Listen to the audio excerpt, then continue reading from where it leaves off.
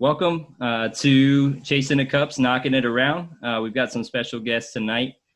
First, want to start off with David Kerr. David, how you doing, man?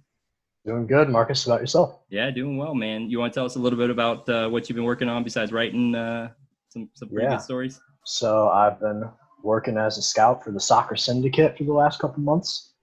Been working on talent identification for the younger pools as well as players in college. So it's been good. Very cool, very cool. And Matty, what's going on, man? Not much, man. Enjoying the last week or so of summer before I get back and start teaching online and doing fun stuff like that again. That's so crazy that that's happening already. Kind of. It's disappointing. Yeah, yeah. I feel the fun-filled, packed summer is ending soon. Yeah. Back to reality. Well, man, you wanna tell us a little bit about who's with us? Yeah, absolutely. Okay, so first off, so we got Brandan Craig. He's a 16-year-old out of Philly, center back, right back, center defensive mid.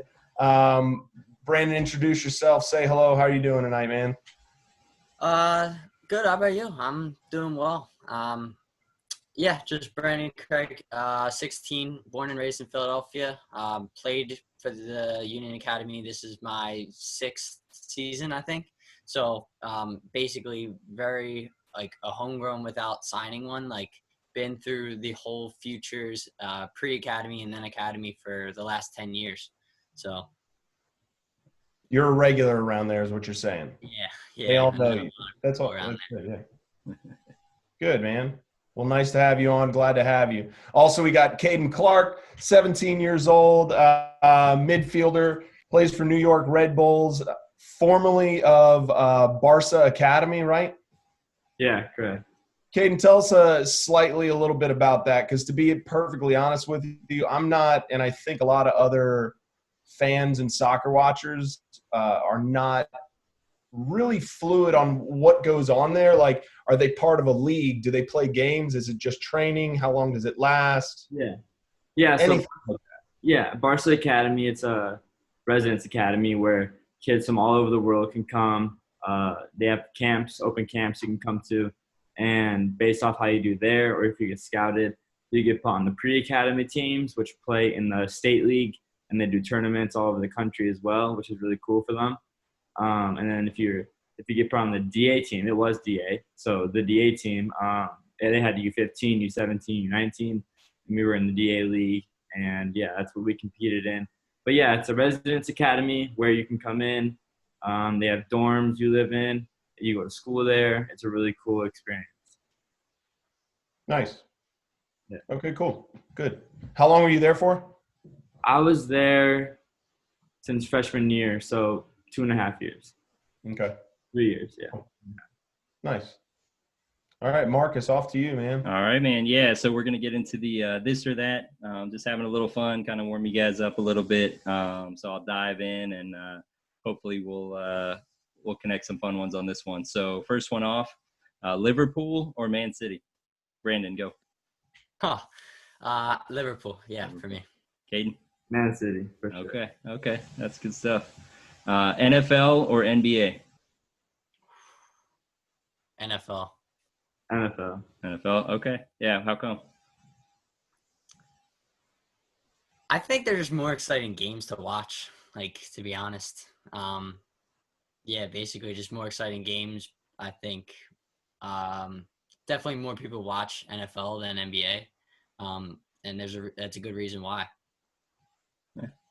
Yeah, for me, it's like Sundays are like the day you like kind of relax. You don't have a game, of course, but kind of hang with the family or friends, watch football, and I really enjoy that part of it. That's cool. All right, here we go. New York or Philadelphia? Philly. New York, of course. Yeah, how come? What does Philly have that New York doesn't? Well, we have basically our own identity. So, like, we are known around the U.S. of just, like, Philly accent. That's true. Like, It is, yes. You know, everything's, like, if you're talking to a person from Philly, like, you can know that they're from Philly before like they even introduce themselves to you. They'll so let that- you know first. To be fair, I'm not really from here, so I don't Fair know enough. exactly the scoop around here. But New York, I think, definitely wins that. To the point. I like it. All right. So you're given the captain's armband for the U.S. national team. Do you give it to Pulisic or Adams?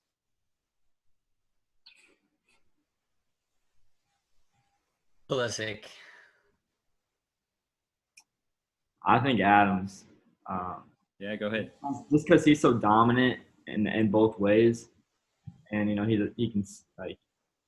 he's a leader. I feel like Pulisic, of course, gets all the glory and fame, but I think Tyler is kind of the dirty work behind it. I think that's why he deserves it for sure. Coming from an attacking mid too, that's pretty good.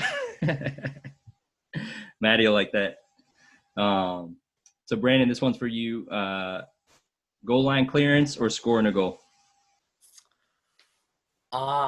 Oof. That basically depends on the goal, like who's winning. I mean, if we're winning, goal line clearance, but if, but most likely if we're tied, I'd rather have a goal. Nice. And Caden, the perfect through ball or the perfect cross?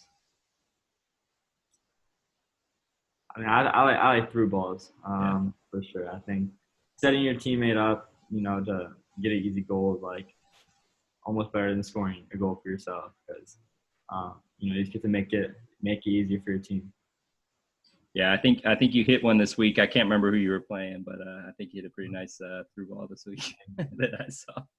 Cool. I couldn't complete the first 5, but after that we got a couple going. That's all right. And then Brandon, this one's for you. Pat's or Geno's for cheesesteak? I've only had Geno's once. Okay. I don't think I've ever had Pat's. I've had Geno's once, so I'm gonna have to say Geno's. Fair enough. Yeah, you got to get across the street, man, and you get in the mix. And Caden, Yankees or Mets?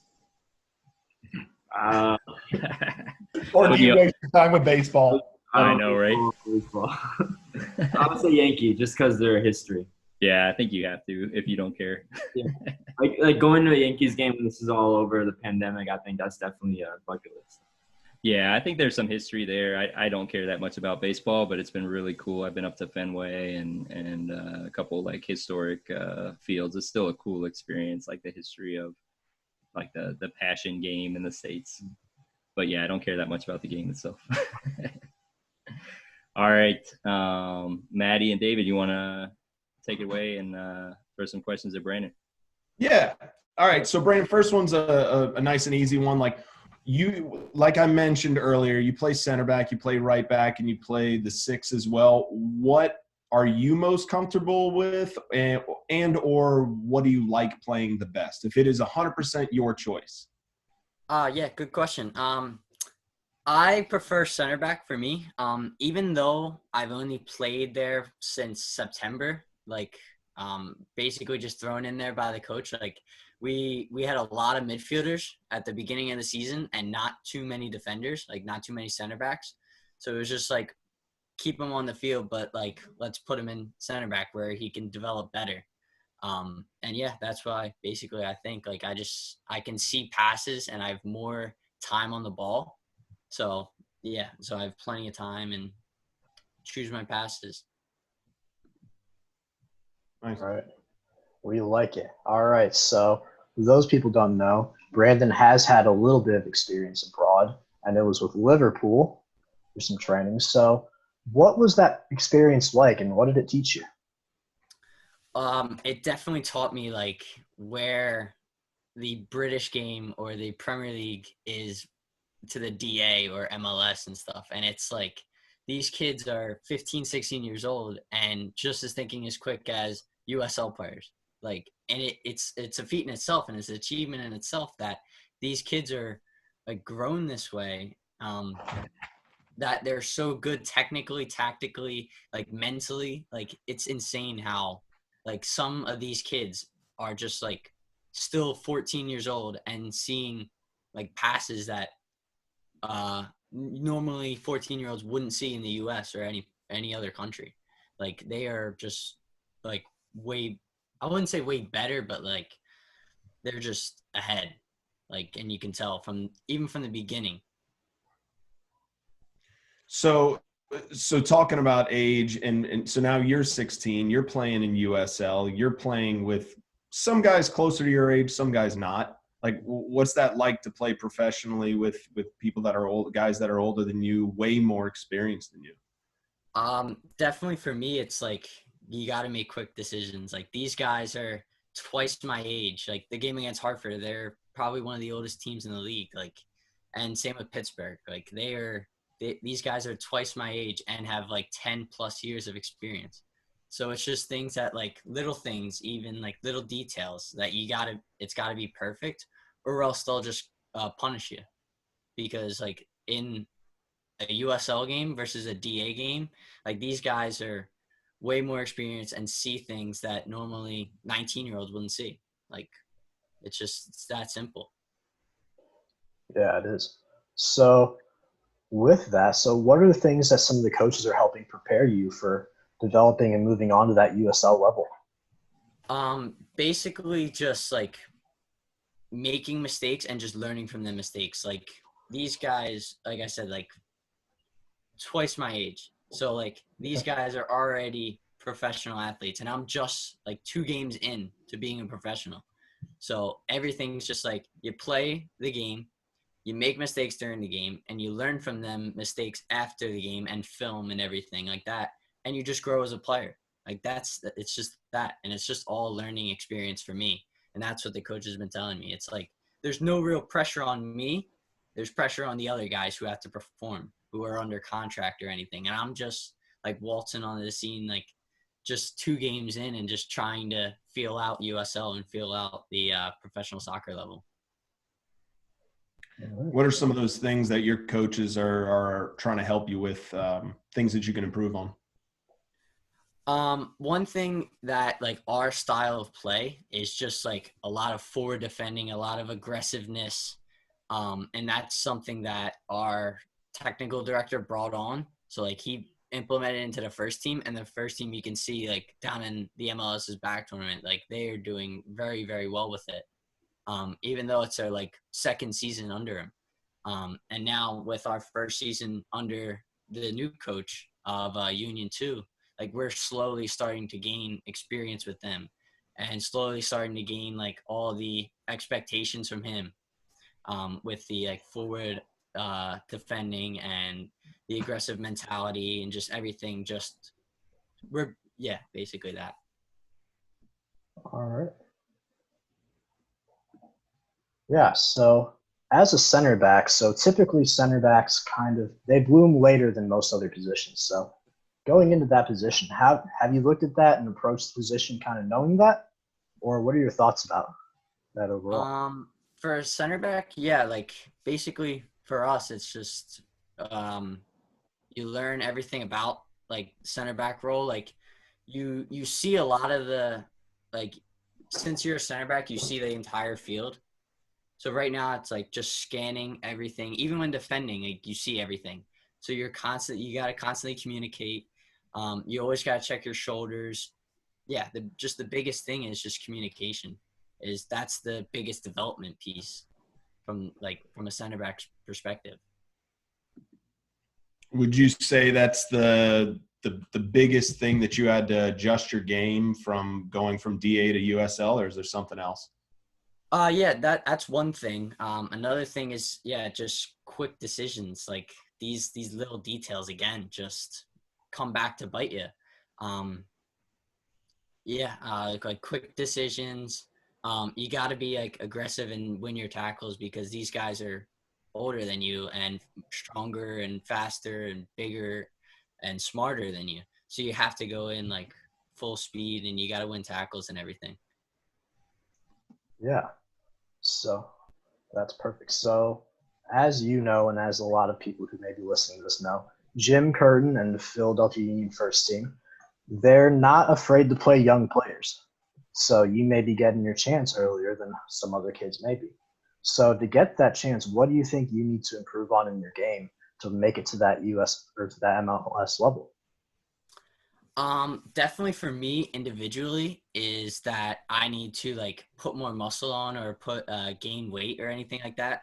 Like right now, you see Mark McKenzie's stature. Like he Yeah. is physical. He's very strong. He's a Like you unit. just see his whole physical stature, and it's insane. Like he was that way in the academy too. So now he's built that up, and now he's one of the strongest in the league.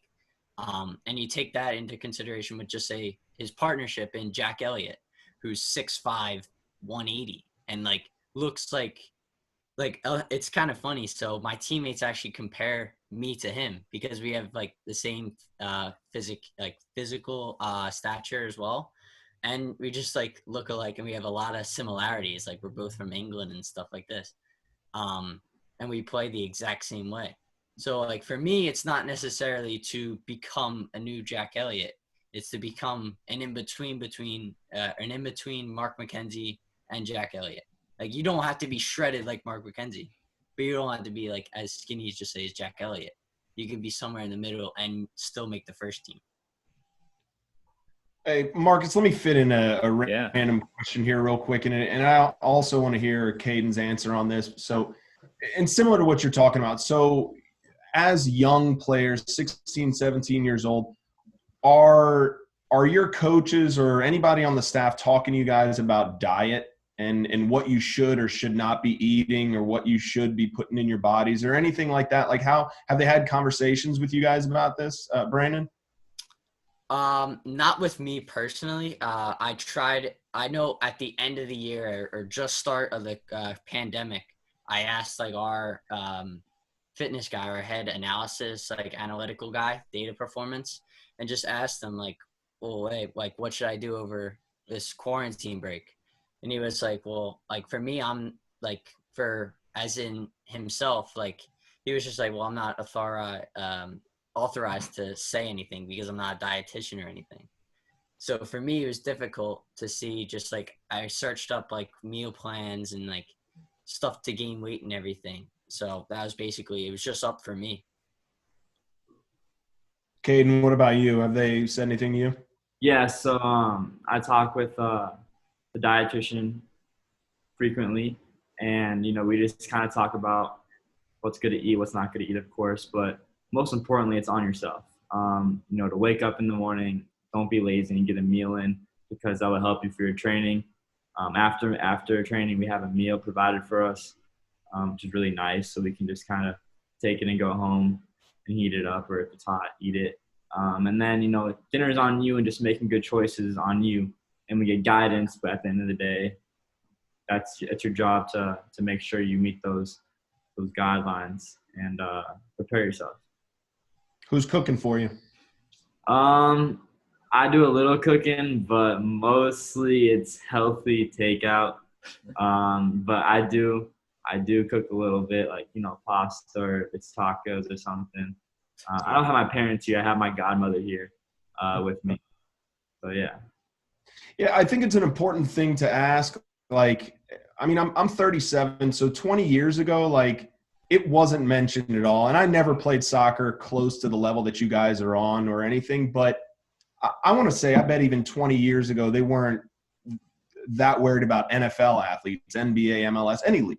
So I think it's just kind of interesting now in 2020 how important diet is and nutrition and everything related to that for you guys. I remember talking to Christian Kappas a couple months ago, Matty and I did, and he said like the dietitian at Hobro like wanted to look at his diet, and they're like, you can't tell anyone what you're eating. Like you just need to stop eating what you were eating and eat better. Please don't tell like coaches or anybody what you've been eating for the last couple months. Yeah, he told us, he was like, they wanted him to write everything that he ate in like a couple day period. And he like wrote down his first meal, and they were like, nope, that's enough. No more. Don't do that anymore. And so they like took control of his diet then, and now he cooks for himself. But yeah, they were very strict and regimented on that. He said it transformed his game too. I mean, noticed immediately like being able to finish games and be able to go farther for longer. It had an immediate impact on his career. So those last 10, 15 minutes are tough. Anyway, I was just no, you're good. No, it's good question. So Caden, moving on, I want to chat with you for a little bit about kind of your experience, and then we'll get back to both of y'all. So you, being from Minnesota, how did you end up at the Barca down in Arizona at the academy there? Yeah, so there came a time where I knew my club was losing their DA. So I knew it was a time I needed to go. And I didn't want to necessarily join an MLS club because of the whole homegrown thing. So I looked away and I signed up for a camp at Barca Academy, actually. I didn't get scouted or anything. I didn't get invited to a camp at all. I had to sign up myself, and I went there. I performed pretty well over the weekend camp, made the 15 academy. So that's where it all started. And that's my dad kind of found out. He found out about it, thought it was a good idea. So he just, why not try it? Yeah, going for it. I like it. Yeah. Well, it seemed to work out pretty well so far. Yeah. So for those who don't know, Barca Academy has one nice perk that they take a couple of kids to go and train at La Masia about once a year. So Caden was one of the fortunate kids to be training over there at some point. So Caden, tell us a little bit about what they taught you about your game. Yeah, I mean, like when I went over there, it was just like an eye opener, Yeah. Like I was in the heart of football. I was not, of course, first team, different levels, but I mean, I was there where they create all the amazing talents. They go there, they try to go to the first team. And I play with Xavi Simmons, which is really cool for me to experience. Yeah, that's great. He's a big time kid over there. So that was cool to see. We linked up pretty well, but just learning from that, my first time I was so nervous, like really nervous. It was it was definitely a different kind of nervous I'd ever felt because I was training with the best kids in the world. And I think that's something I'll never forget. Yeah, it's a big deal. That's an experience a lot of people dream about. Yeah, it's a once in a lifetime. That's super cool. Exciting stuff. So either there or here, is there a doesn't have to be American, but it would be good if it was somebody that nobody's talking about yet that you experienced, that you played against, that was just devastating, that people should know? In Barca Academy, Arizona? Mm-hmm. Or either one. Yeah, if there was somebody that nobody's talking about. Yeah, I think there's a couple good talents, lining up there. Of course, everyone knows. A lot of people know Brooklyn Reigns. He's a really good kid. He was my roommate in La Masia the last time we went, which was fun. But someone no one knows about, I would have to say, from my U15 team, U17 team, his name is Moises. He's a center back in 6. He's Hispanic. He's just a really good overall player, really good on the ball, technical, really good defender. Like, he can read a lot of things, and unfortunately, he hasn't got the exposure that he deserves. And I think his time is coming for sure. He did get invited to La Masia last year, which is really good. And I'm happy for him. I think he has a really good chance to make it. Very cool. All right.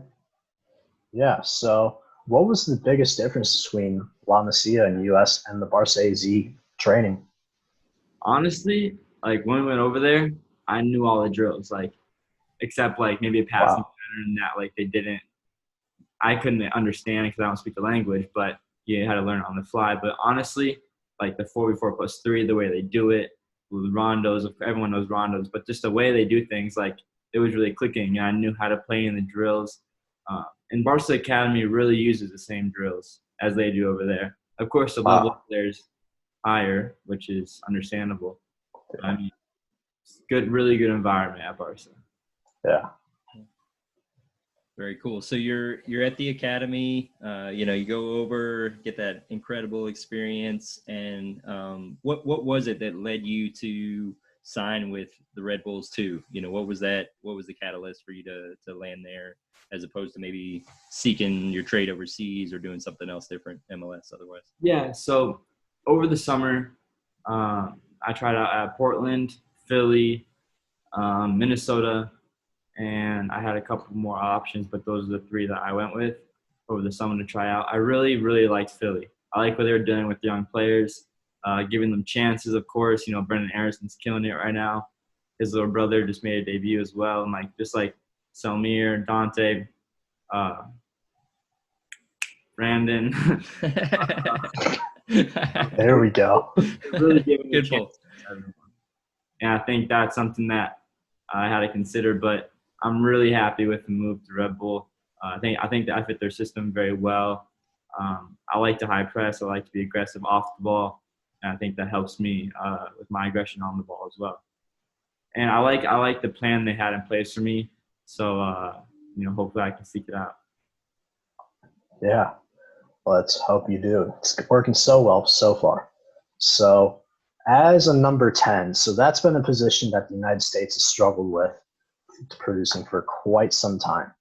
So what do you think about that, and what are you going to do to try to handle things differently so that way you can be that 10?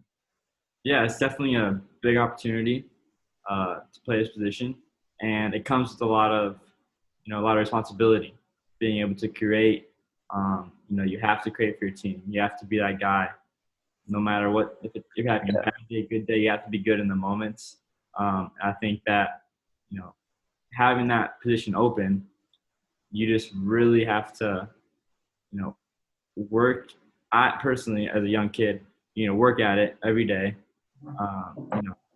Learn from players from the past that attempted or were the 10s, and see what you can do differently to help the country. And what are coaches teaching you, or how do you work on vision? It's such a key role to kind of, as you said, you love hitting that sweet through ball. How are you working on your vision? What are coaches teaching you that's helping you kind of see the field better and anticipate where your teammates are moving?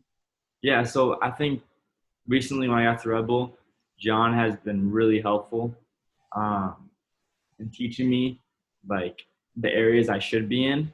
And I think it's been decently effective in the last couple of games. I think he's been teaching me, of course, sit between the line, but you just have to play off of your forwards. You have to trust your forwards, play off of them. And especially in the USL right now, it's like the games we played, and it's a lot about second balls. So you have to be aware of where your forwards are, where your center mids are, and you have to be aware to, turn and attack right away. And you have to know where your teammates are. I think that's the biggest thing for me, is always knowing if I don't, even on goal kicks, I always have to check where are my teammates, because the ball normally off a header, it can come to me. I have to know where they are to flick it, to bounce pass. So I think just always knowing where your teammates are is something he's been teaching me recently, and, being proactive for sure. That's great. Yeah. So in your experiences then, whether in USL, D or DA, who are some of the best defenders and goalkeepers you've gone up against? Well, I play with a pretty incredible one, Julian Araujo on Galaxy. Yeah, He's pretty amazing. Gone against, trying to think. I don't have anyone on top of my head, but I would definitely say the Sounders, when we played them in the DA semifinals, were pretty really good defensively. Yeah. Tough to get around, play in between. I think that as a team, but Julian Araujo definitely counts. Yeah. he's quite the player. Yeah. All right. Cool. So Brandon, Caden, we're gonna jump into this section. We kind of call it like a rapid fire. We're just gonna fire some questions off at you, and kind of looking for you to kind of name drop, help us know a little bit about your age group. And just before we go into that, David, you want to set up a little bit about the two different age groups, just kind of talk a little bit about the two groups and kind of what makes them special and where they're at. Yeah. So first with Brandon. So Brandon's 2004, so he's eligible for the U17 cycle, which is targeted for the U17 World Cup, which is going to be in October. So that group is just really talented. It's one of the better teams in that age group I've seen. The midfield's solid. They actually have depth at center back. The strikers are good. The wingers are good. It's just a really exciting group. And then Caden is a part of what I think personally is the best just age group for the U.S. that we've had so far. every single position has not just one good kid, but 2 or 3. The only real weakness I've seen so far is goalkeeper, which the 04s are stacked in. So Caden's target age group is going to be for the 2023 World Cup. For the 20s, which combined with the 04s and a couple special 05s, I think the USA could definitely get the gold in that. That's going to be a pretty special team. So excited to watch these kids. Yeah, thanks for setting that up. Matty, you want to take it away? Yeah, sure. All right. So who is the hardest player that you have faced, the most difficult player that you have faced in the USL so far? We'll go with Brandan first. I'd probably say, like, even though, like, I've played only 2 games. Yeah, I guess it's short. Yeah. Yeah. I mean, I've seen the guy Bernardo Forbes from Pittsburgh, their captain. He's a very solid player. And same with the striker from Hartford, Ever Guzman. He's like a really experienced player, really talented player. So yeah, they're probably the best 2. All right. Yeah, I would say Forbes, definitely. I had a little chat with him in the middle of the game yesterday, just talking about life a little bit, and he's a pretty special player. Being 32, I mean, he can still move his body really well, turn on a dime, and I think he was hard to guard and hard to go against yesterday. I'm curious about this life conversation that you had with him. Just ask, where he played in his career, ask, how old am I, just kind of little things. Oh, so it legit was about life. A little bit. Okay, I was like, well, you don't have to tell us everything. That's fair. I was thinking some chirps were thrown, but maybe not. Super nice guy. Yeah. All right. So looking at both of your guys' age groups, who do you think stands out as the top players for the 03s and the 04s? So we'll start with you, Kaden, because Brandon started last time. Yeah, I think, the guys that are getting MLS minutes right now are Pepe and Leyva. Paredes is also doing really well. I think, Pepe being a goal scorer, big body, he's quick. I think, he's definitely a top guy in the age group. Same as Leyva, going to the U17 World Cup, making a statement for the 03s. And I think that those 2 are definitely the ones to watch. Agree. All right, Brandon, you up? I definitely say Schalke's new signing, Evan Rotundo. He's definitely one of the brightest kids I've seen in our age group. Another one is Antonio Leon. He's like just an all-around beast of a center back. Like I see a little bit of Van Dijk in him because like similar stature, similar physicality, passing range, heading, like all these things. And I know he doesn't get the recognition he deserves, but he should. Is actually my teammate Quinn Sullivan. Like he's grinded out a lot of things, even though he hasn't gotten too many call-ups. He's got like 1 call-up, and it was the one that was canceled. He definitely deserves it. Like he's put in so much work, and that season 2 seasons ago, when he scored like 20 goals in a season and like 20 appearances, like definitely should have got a national team call-up there. So I think he doesn't get the recognition he deserves. Yeah, the U.S. Soccer Dark Web's going to be happy for you to throw that one out. Yeah. They love that kid. Yeah. Tony's strong, too. I'm hoping he'll be wearing one of these in the future. Don't jinx it, man. All right, so who do you think is Caden, we'll start with you. Who do you think in your age group is going to go the furthest, is going to have the best career, whether it be internationally or club or both? Yeah, I think, we're still really young, but I think based on what's happened so far, I think that guy will be Pepe because, he's playing with the big center backs. He scored some goals. He's just playing really well. I think, he's definitely the most promising as of now. But I think there's a lot of young talents that, still haven't proven their point or still haven't broken through that could really, really surprise people coming up. Brandon, what about you? What about in your age group? Yeah, basically just the same thing. Like, a lot of people still haven't proven themselves yet. Like, and it's totally fine. Like, there's definitely going to be some guys coming out of the shadows.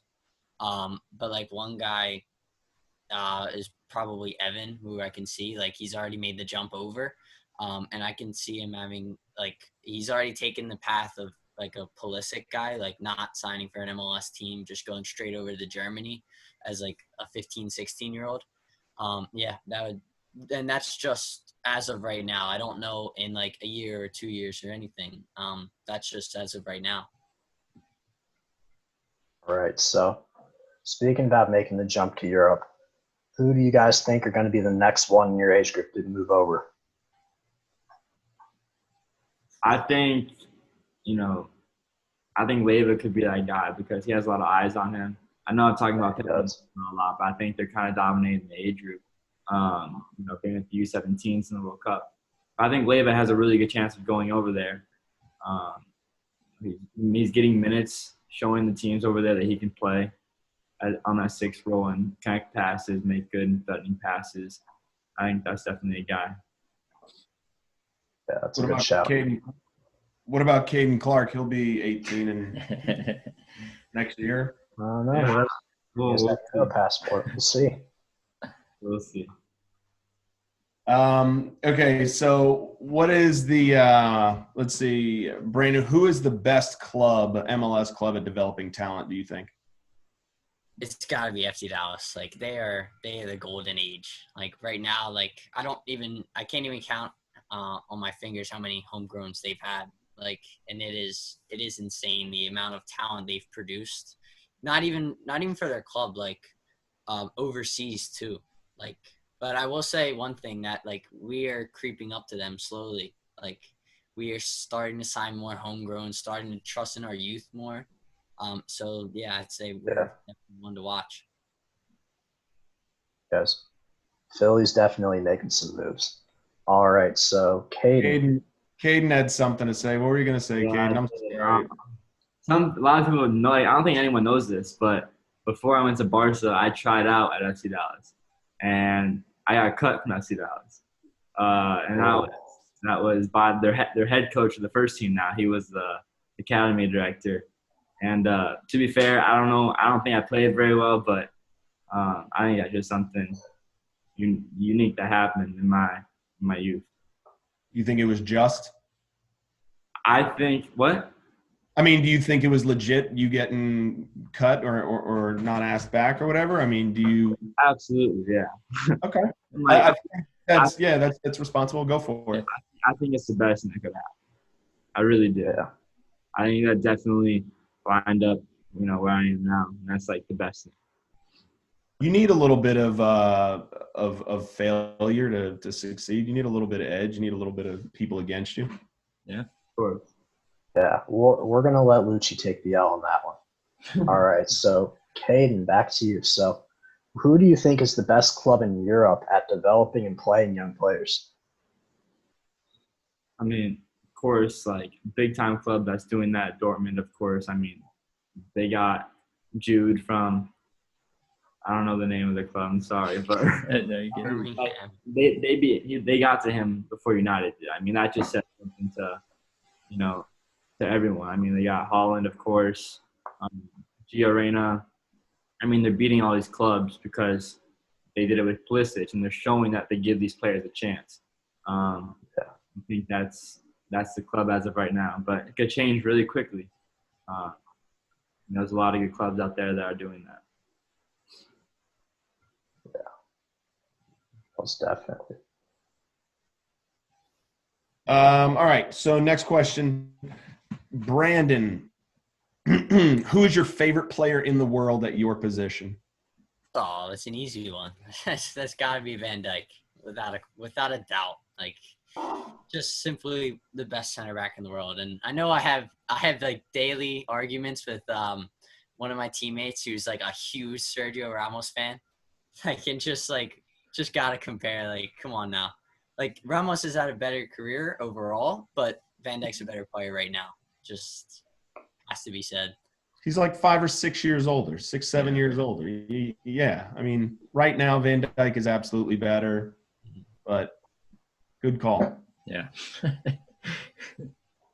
I would have to say I like Messi because of his vision and the way he sets his teammates up. But on a physicality standpoint, I think De Bruyne, he's not the fastest, but he can dribble past players. His vision is passing. Definitely something I'm trying to be like. But every day, every game, I watch Messi before. 20 minutes of highlights. I have some videos saved that I just like to, keep fresh in my mind. That's cool. I like that.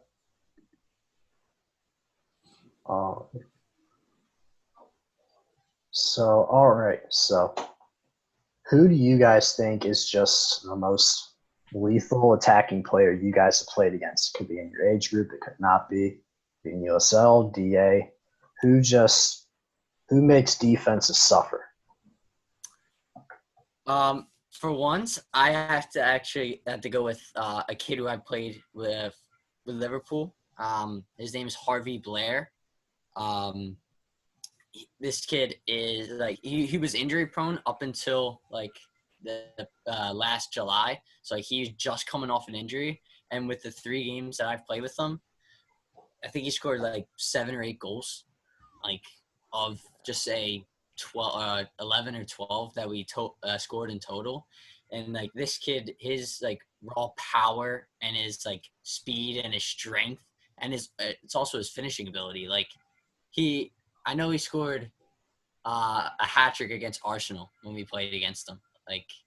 In a first half hat trick. We were up 4-0 in the first 25 minutes. And this kid basically just played through balls all to him and just ran onto him and scored. So he's probably one of the best finishers I've ever seen.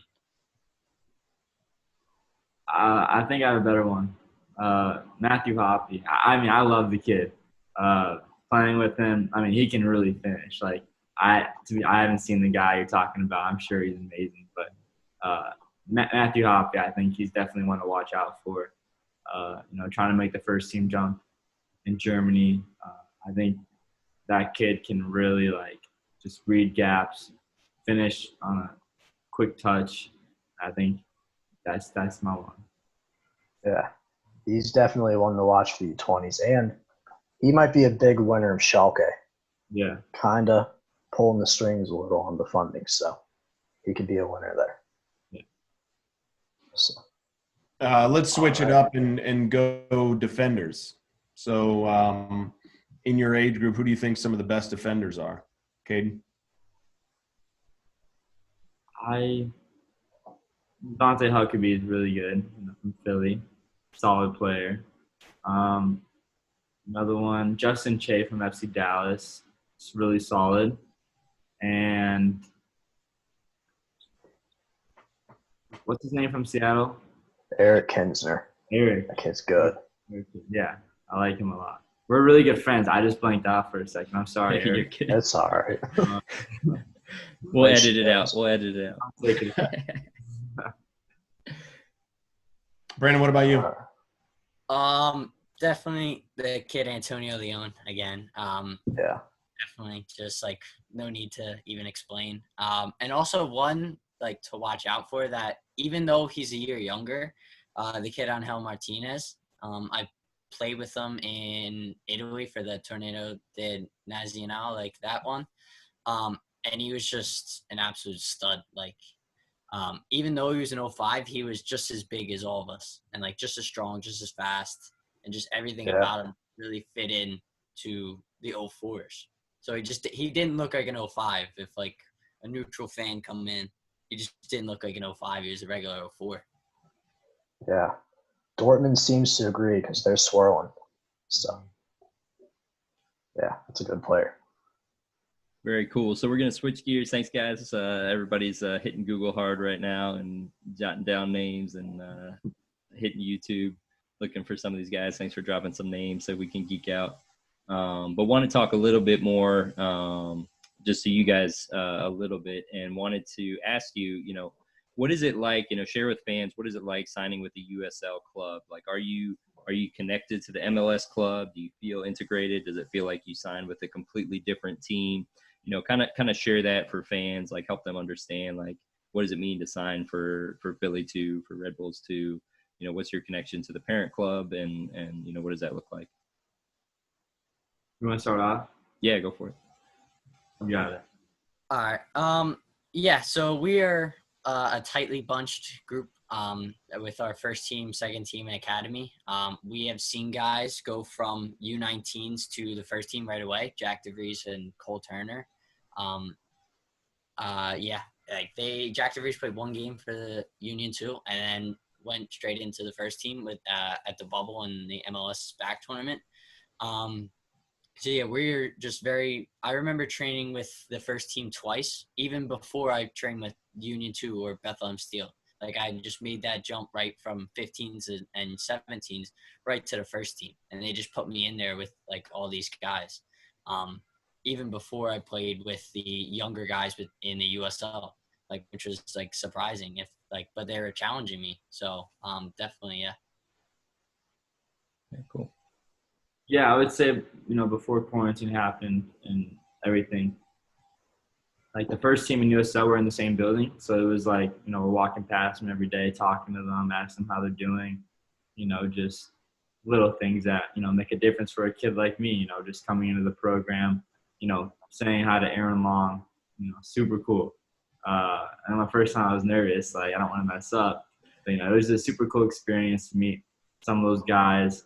From a soccer standpoint, we have the same goals as they do, the same morals as well of, how we play, how we attack, how we defend.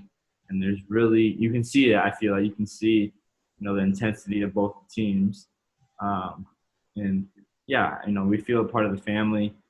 Chris Armis is watching our training sometime. The coaching staff watch one of our scrimmages, before our first USL game. So it's really connected.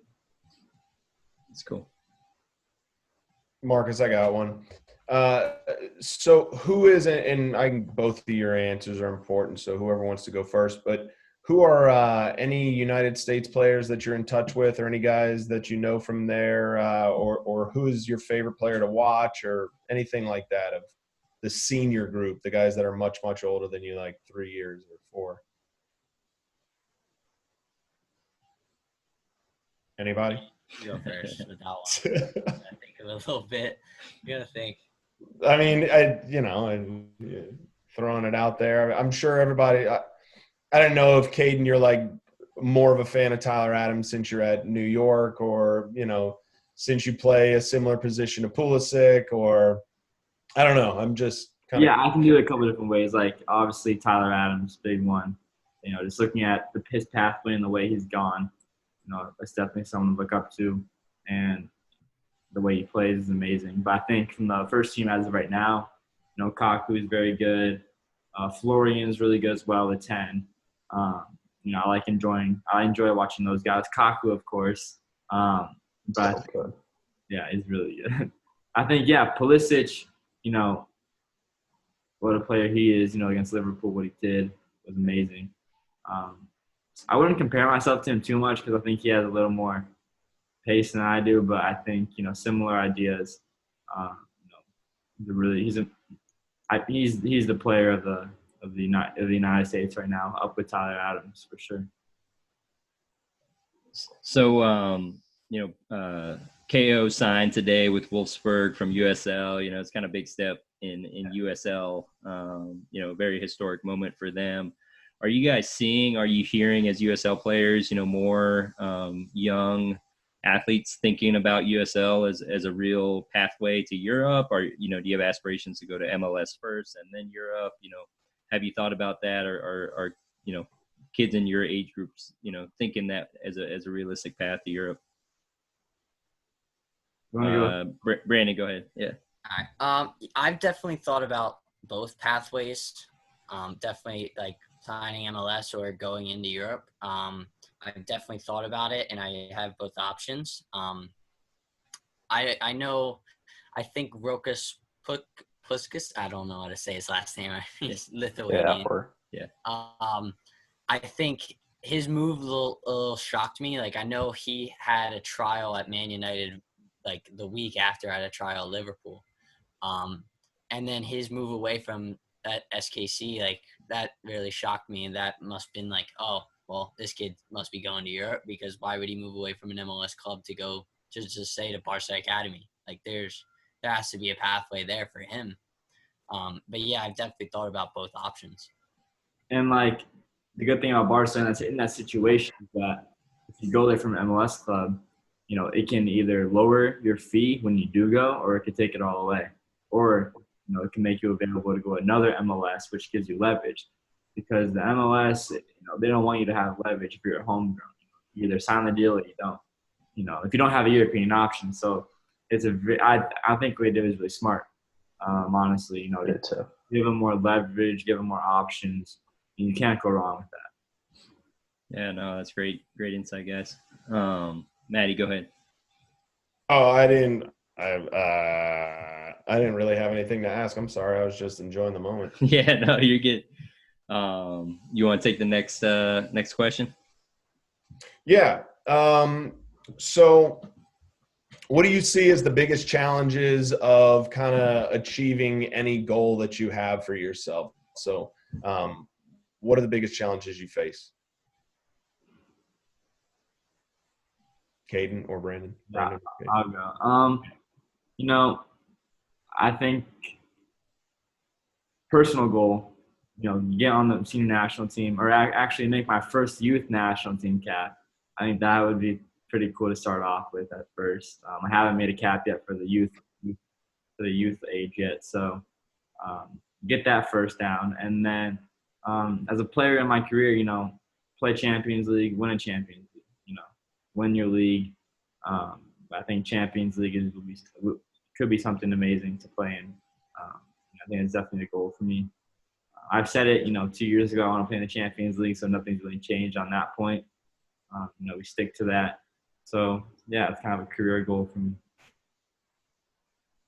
Yeah, similarly, just like Premier League / Champions League. Like if you're in a good Premier League team, then you're basically going to Champions League, which is good. But also if your team, like just say, Leicester City, but also Sheffield United and Wolves, like they are creeping in the Champions League, they're creeping in the Europa League. So like you would go into a team where like there's not big money signings and there's not a whole lot of guys to compete with. And yet you're still performing against just say PSG, Barcelona, Real Madrid, like, and you're still getting the spotlight without even competing against like just say a Van Dijk or Joe Gomez or Harry Maguire, anybody like that. So that's definitely something for me. Brandon, were you born in England? No, my dad was though. He moved here around 13 years old, I want to say. Okay. And moved straight into Philadelphia. Okay. Do you pull for a certain team because of your dad, or does your dad pull for a certain team? My dad is actually a Liverpool fan. Okay, nice. Yeah, that was a dream come true for me and him. I was about to say for sure him, yeah. Yeah, that was a dream come true. It's cool. There's been a rumor about Weston McKennie potentially being linked to Liverpool, and you guys talked about Christian and Tyler. I'll throw Gio Reyna in there. Like, what has it meant for you all to see these guys succeed at the highest levels, to be talking in those Champion League conversations? What has that meant to you as a potentially, young American aspiring to go to Europe and go to Champions League, as you mentioned, Caden? What is that group success meant to you in your walk and your professional career? Yeah, I think before Pulisic and Adams, and McKinney, of course, but I think like those guys like giving us hope and faith that we can make it over there. Telling us it's not impossible, and you can do it, and they're not that far off of age from us. I think it's very possible to be in the near future, maybe later in your career, but it's definitely there, the pathway. And the market for American players is there. And that's something to remember for sure. I'll add John Brooks and throw it over to Brandon. I mean, yeah, basically just the same thing Caden said. It's like the pathway's in sight. Now it's been achievable for so many players that now it's like it's not impossible anymore for an American kid to play in Champions League. So, yeah, basically that. And to add on that, like if a club gets a successful American player, not only do they have a great player, they have the whole United fan base behind them. You know, like buying their jerseys, watching their games, that's why there's a huge market for Americans right now. Hopefully it stays that way. But I think that's definitely a big part of it. We're trying to add to it, man. You're looking at 3 of them. Matty, go ahead. So we know that like athleticism and soccer IQ and all those things are important, obviously, but talk to us about like a strong mentality. You know, what was the Michael Jordan documentary that just came out that he proved he was like the mentally strongest athlete ever, and you know, Kobe Bryant, all these other players. And what do you think it means to have strong mentality about playing soccer? You want to? I'll go. So I think something to start off with was I have a personal friend. He's retired from the NBA. You know, family friends. But after my first game, you know, he messaged me and just told me to don't have regrets, but enjoy every moment of what you have right now and take full advantage of it. Because when you're 17, like creating those good habits, you know, getting comfortable in those games will only help you going forward. And I think having that mentality of you have to lay it all out there. You know, it's not my job, you know, to help the team any way I can. So I think you have to show up every day, every game. You have to be able to create. And I think that's something that, you know, you can't be off for one night just because you want to. You're tired. You're not feeling it. You have to show up every day. Yeah, very cool. A lot of young players are wondering, like, how do I get noticed? How do I get on the radar? And obviously you guys play 2 very different positions. And I'll start with you, Brandan, because I think, you know, sometimes the stats are an easy way to get on the radar. But like what is your approach to trying to get noticed, to trying to get to Europe? You know, what are some things that's in your arsenal that you're using to get noticed and differentiate yourself? Yeah, basically for me, it's basically to do everything to disrupt like strikers. Like I may not get like 10 goals in a season or 10 assists or anything, but I'll be happy with 10 clean sheets or like 10 wins or anything, or 10 goal line clearances or any kind of blocks or tackles or anything like that. So it's basically just, I want to do everything in my power to knock off kids off the ball and like just to disrupt their whole playing ability and everything. And if they play an awful game, like and a striker plays an awful game, then I'm happy. So like that's basically the best thing for me, just to block these other kids. And that's how I get seen. Cool. Kaden, how about you? Is there an approach? Do you try and add a little flair? You know, what's your way of kind of getting on the radar? Or do you think about that as you're building toward you know, your long-term goal of getting in the Champions League? Yeah, so to be quite honest with you, I don't think I'm a stat player. Like overall, I think I'm a more, you kind of have to watch and, you know, understand how I play. You know, my movement off the ball, kind of helping my teammates, you know, creating space for them or linking up with them. But I think, of course, I want to get assists and goals. That's the main objective.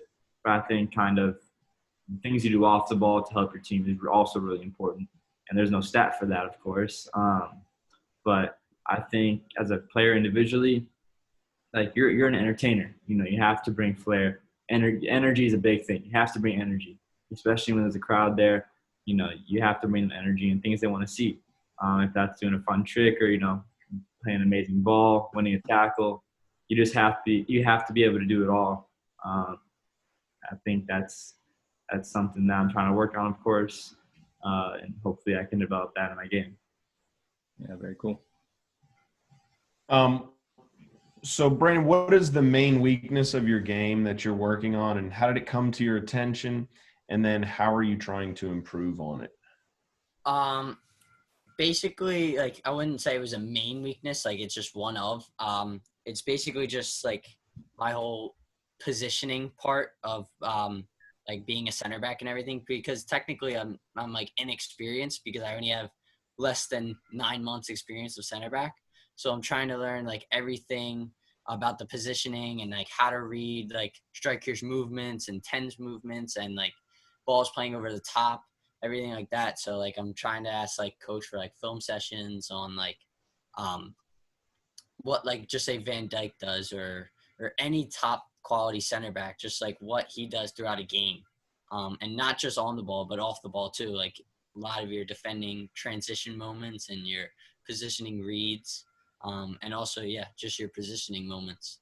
That's what I think I need to work on the most. Caden, what about yourself? Yeah, so I think just watching my recent games, after the game, I analyzed it that night, watched the game. I talked with my dad. My dad helps me a lot with it. But I think it's a mental thing for me of trusting yourself with the ball and being comfortable in uncomfortable situations, tight spaces, turning the player, trusting yourself that even if you lose it, you're going to win it back. And part of being a 10 is you're going to lose it. You have to take a risk. And I think being more aggressive and dynamic on the ball in the final third, dribbling, but being a good teammate as well is definitely going to help me in my next steps.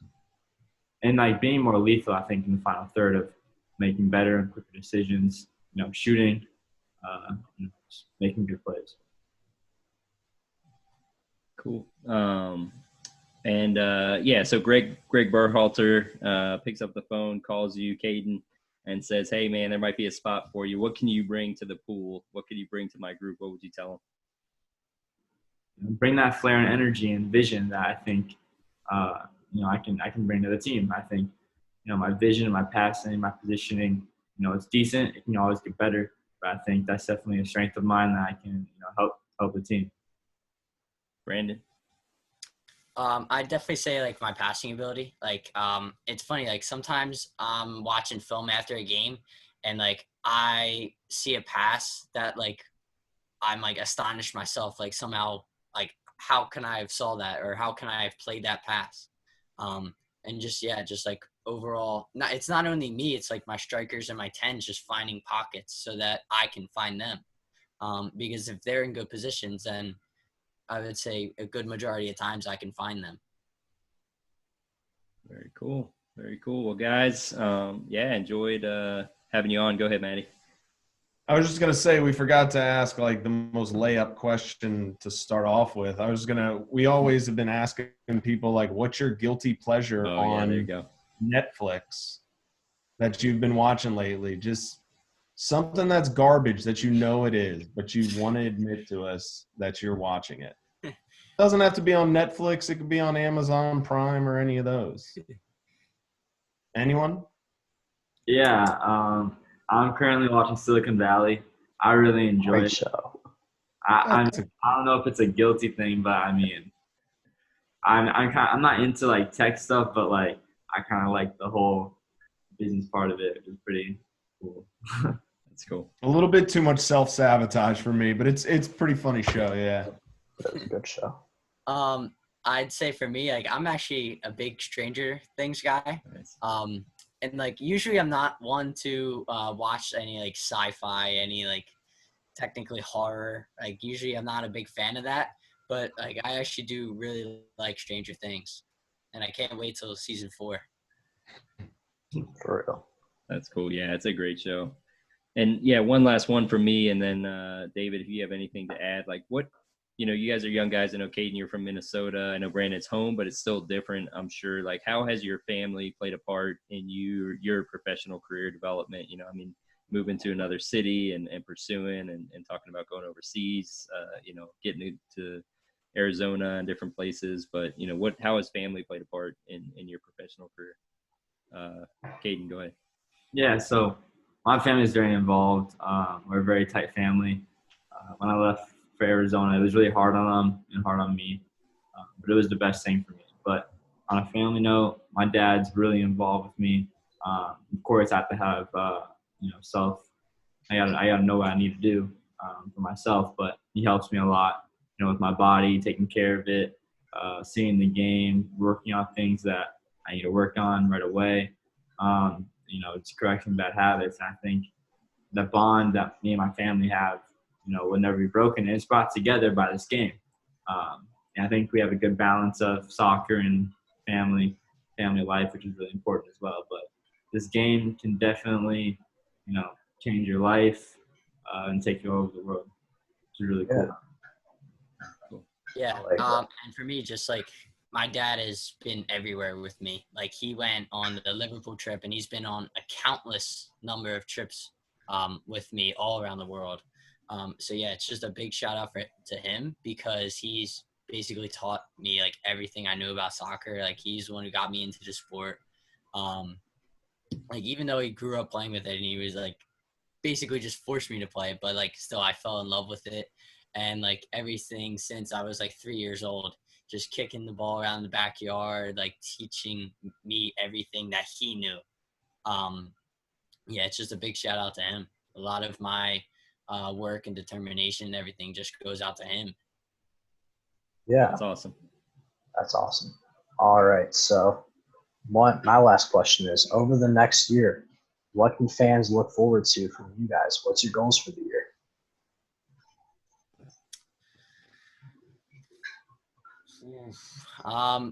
Got to stay tuned a little. Can't reveal too much. But yeah, I like it's it. definitely gonna be an exciting year for me.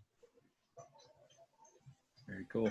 Yeah, I think the same. I can't say too much, but I think it's going to be a good year for Red Bull too. Make a good playoff run and see what happens. But personal note, yeah, just keep working and prepare for the future. I like it. All right, David, you good? I'm good. Got one last one. So Yeah. the next time that Philly 2 and Red Bulls 2 play, who's getting the dub? Days. Who's got what? Who's getting the dub? Who's going to win? I mean, I don't want to talk too much crap, but it was kind of a rundown last time. I mean, I'm just hoping for something better than 5-1. I mean, I'm hoping for a win, but I mean, I'm just hoping something better than a 5-1 loss. Even against Pittsburgh, I mean, I don't want a 6-0 loss again. I don't want that long bus ride home. Just like embarrassment and stuff. Yeah, they're tough, man. They beat Lou City in our house, and But we won, right? yeah, Guys did. That was a big game. Now they're gonna be pissed against us, and they're gonna probably like pull every single card in their back pocket and just like unleash everything against us since they lost to you guys. Well, we played Philly in like 8-9 days, and we played Pittsburgh after that, and then I don't know who we play after that, but we play each other a lot more this year. Yeah. I was wondering that. Is USL doing that on purpose, trying to kind of like keep games close so you don't travel as far? It looked like, because I was looking forward to seeing you come down here. I think it was like one of the first games was against you all here in Louisville, and then the new schedule. It seems like the same teams keep coming back. Yeah, it's the conference to try to limit the travel. Yeah, no, it makes sense. Did you go to the game for Louisville? I have not yet. I've got a newborn. I don't know if you hear her swing in the background. So I just didn't want to go out there just yet. But I'll definitely go out there and check out a game. Yeah. Oh, yeah. I was there a lot last year for the couple of stars that we earned. Minus Ochoa stealing it from us in the championship last year.